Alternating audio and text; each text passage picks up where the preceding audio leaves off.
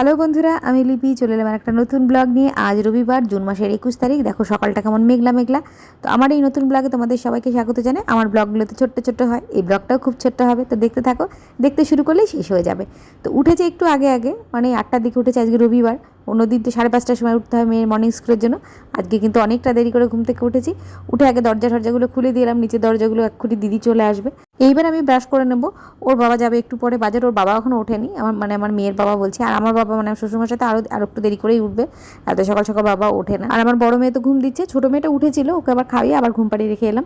এবার আমি একটুখানি জল খাবো। চা তাতে সকাল সকাল আমি খাই না, অনেকবার বলেছি তোমাদেরকে, তো আবার নতুন করে এই ভিডিওতে বলছি। যদি কেউ নতুন আমার ভিডিও দেখে থাকো বা প্রথমবার আমার ভিডিও দেখছো, তো তাদের জন্য। তো আমি দেখো এই চা যখন জল খাচ্ছি তখন পিসি চলে এসেছে। পিসি আসার পর আমি আবার ব্যালকনিতে একটুখানি দেখতে এলাম। দেখো এখনও কেমন মেঘলা মেঘলা হয়ে রয়েছে, মনে হচ্ছে এক্ষুনি বৃষ্টি নামবে। বেশ কিছুক্ষণ পরের ভিডিও। ওর বাবা এখন বাজারে যাবে, তো দেখতে এলাম কী কী লাগবে। আজকে তো রবিবার, বুঝতেই পারছো, মাংস হবে, তার জন্য আদা রসুনটা আগে ভালো করে দেখে নিচ্ছি।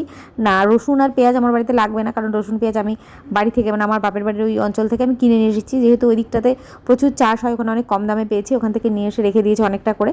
এখন শুধু এই আদা, আলু ইত্যাদি ইত্যাদি এইসবগুলোই দেখে নিলাম। আরও কোনো সবজি লাগবে কিনা, অবশ্যই একটু মাছ আনতে হবে, কারণ যদি মাটন হয় তাও একটু মাছ লাগবে, কারণ পিসি যে আছে সে মাংস টাংস কিছু খায় না। তো পিসির জন্য একটুখানি ছোটো মাছও নিয়ে আসবে। দেখো বাজার করে ওর বাবা চলে এসেছে, তারপরে বাজার করে এসে আবার এইসব জিনিসগুলো আনতে গেছিলো। মেয়ের জন্য একটু মাখানা, ওর বাবা একটু বাদাম পছন্দ করে, বাদাম, তার সঙ্গে মাংসর মধ্যে আজকে জায়ফল জয়িত্রী দেবে। মাংসটা আমার বাড়িতে ওর বাবাই রান্না করে, মানে আমার হাজব্যান্ড রান্না করে। তার সঙ্গে মিষ্টি পান নিয়ে এসেছে। মাংসর পরে একটু মিষ্টি পান খেতে কিন্তু খুব ভালো লাগে। আর নিয়ে এসেছে ছোটো মেয়ের জন্য খেজুর। তো এখানে দেখো বেশ অনেকক্ষণ পরের ভিডিও, মাঝখানে অনেক কিছু ঘটে গেছে, মানে অনেক কিছু ঘটনা ঘটেছে। মেয়েকে পড়তে বসানো, ছোটো মেয়ে উঠলো, খাওয়ানো ঠানো সমস্ত কিছু হয়ে যাওয়ার পরে এখন এই দেখো মাংস রান্না হয়েও গেছে। আর এখন আমার মেয়েকে খাওয়াচ্ছি। মাংসটা কিন্তু দারুণ হয়েছিল আজকে, টেস্টি, মানে একটু অন্যরকমভাবে রান্না করেছে। মাংস বিভিন্নভাবে এক্সপেরিমেন্ট করে রান্না করতে আমার হাজব্যান্ড ভালোবাসে, আর আমি রান্না করতে তো পারি না, সেই কারণেই ও মাংসটা রান্না করে। দিদি রান্না করতে পারে, কিন্তু দিদির হাতেও ছাড়ে না মাংস রান্না করাটা। খুব অসুবিধা না হলে পরে দিদি রান্না, মানে দিদিকে রান্না করতে দেয় না, নিজেই রান্না করে। তো এখন খাওয়া দাওয়া হয়ে গেছে, মেয়ের খাওয়া হয়ে গেছে, আমাদের এখনও খাওয়া দাওয়া হয়নি। তো মেয়ের বাবা আবার মেয়ের কি একটা অর্ডার হয়েছে সেটা আনতে গেছে এই পাশের দোকানেই। সেখান থেকে দেখো বাবার আওয়াজ পেয়েছে, মোটরসাইকেলে ঢুকছে, আর মেয়ে ওখানে সিঁড়ির মুখে গিয়ে দাঁড়িয়ে রয়েছে, যেহেতু অর্ডারটা ওর, সেই কারণে। এবার আসার পরে আমি বুঝতে পারলাম মেয়ের রাবারটা, স্কুলে গিয়ে রোজই রাবার হারিয়ে আসে, মানে রোজ না হলেও সপ্তাহে একটা দুটো রাবার হারাবেই। তো সেইগুলো রাবার আনতে দিয়েছিল, আর তার সঙ্গে ওই আজকে ড্রয়িং টিচার আসবে, গ্লাস মার্কারটাও ওটাও শেষ হয়ে গেছে, তো সেটাও আনতে দিয়েছিল। তারপরে আমাদের খাওয়া দাওয়া করে শুয়েছিলাম কিছুক্ষণ। তারপরে আমার ছোটো মেয়ের আবার খাওয়ার সময় হয়েছে, ওকে এখন একটুখানি কলা খেতে দেওয়া হয়েছে। এবার দেখো একদম সন্ধেবেলায় পিসি চলে গেছে, ওর ড্রয়িং টিচার এসছে, একটু দেরি করে এসছে, ফোন করেও তাই বলেছিল। ওর আসার কথা ছিল শনিবারে, কিন্তু শনিবারে জামাই ষষ্ঠীতে গেছিলো বলে আজকে এসছে, তো একটু দেরি করে এসছে। তো সেই কারণে আমি এখন ওকে একটু চা করে দিচ্ছি, আর আমরাও তার সঙ্গে একটু চা খাবো। আর ছোটো মেয়ে কিন্তু এখন ঘুম দিচ্ছে। ওর এক একদিন সন্ধ্যেবেলায়, কোনো দিন সন্ধ্যেবেলায় ঘুমিয়ে পড়ে ঠিকঠাক, আর কোনো দিন সন্ধ্যেবেলায় এত বিরক্ত করে কিছুতেই ঘুমাতে চায় না। তো ওর জন্য খাবারটাও, যেহেতু ঘুমাচ্ছে, ভাবলাম যে ওর রাতে যে খাবারটা দেবো সেটাও এখন ধুয়ে টুয়ে একদম প্রেশার কুকারে দিয়ে রেডি করে রাখি, জাস্ট ওর খাওয়ার আগে প্রেশার কুকারটা ধরিয়ে দেবো। আর এই দেখো মহারানী ঘুম থেকে উঠে কান্না জুড়ে দিয়েছে, চোখে এখনো জল, ওর বাবা কোলে করে নিয়ে এলো। আর এখানে দেখো চাল ডাল আর যে সবজিগুলো দিয়েছি সেগুলো একদম পুরো প্রেশার কুকারে রেডি করে, প্রেশার কুকার বন্ধ করে ওখানে গ্যাসের উপর বসিয়ে রেখে দিলাম, জাস্ট গ্যাসটা ধরলেই হয়ে যাবে। এদিকে আমার চাও হয়ে গেছে। আজকে সন্ধ্যেবেলায় কেউই কিছু খেলো না, শুধু আমার মেয়ে একটুখানি, বড় মেয়ে একটুখানি মুড়ি খেয়েছে। বাবাকে বললাম একটু মুড়ি দেবো, বাবা বললো যে না। দুপুরবেলা যেহেতু মাটন খেয়েছে, বাবা আর কিছু খেতে চাইলো না, সেই জন্য রাতের খাওয়া দাওয়াটা একটু তাড়াতাড়ি হয়েছে। বাবাকে আর আমার বড় মেয়েকে খেতে দিয়ে তারপর আমি ছোটো মেয়েকেও খাইয়ে দিয়েছি। এখন আমরা দুজনে খাচ্ছি, আর ওরা তিনজনে, মানে দাদু আর দুই নাতিকে নিয়ে বসে টিভি দেখছে বসে, আর আমরা এখানে খাচ্ছি। আলুর তরকারি করেছিলাম একটুখানি, মুগ ডাল রয়েছে, আর মাটন তো রয়েছে। এই সব কিছু দিয়ে মিলিয়ে মিশিয়ে আমাদের খাওয়া হয়ে যাবে। বাবা তো মাটন খেতেই চাইছিল না রাত্রেবেলা, তবু এক পিস দেওয়া হলো।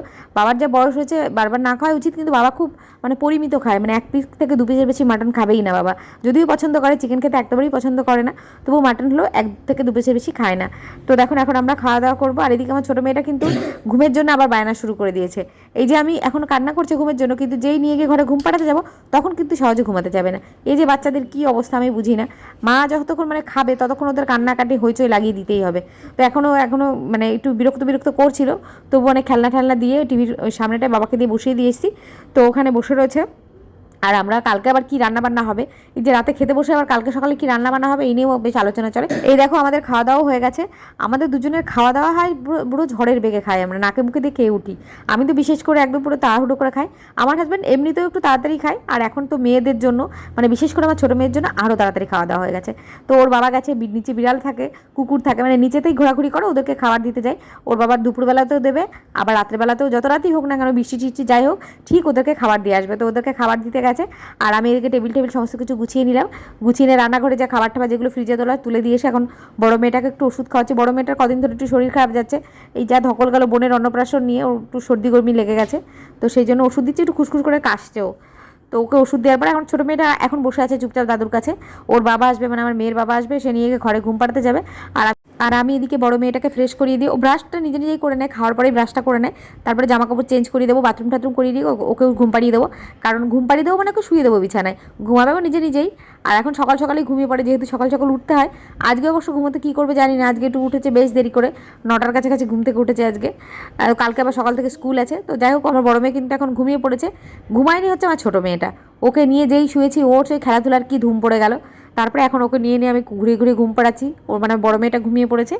আর আমার ব্লগটা আমি এখানেই শেষ করবো, তোমাদের কেমন লাগলো কমেন্ট করে জানিও। আর আবার তোমাদের সঙ্গে দেখা হবে নতুন ব্লগে। টাটা, সবাই ভালো থেকো, সুস্থ থেকো।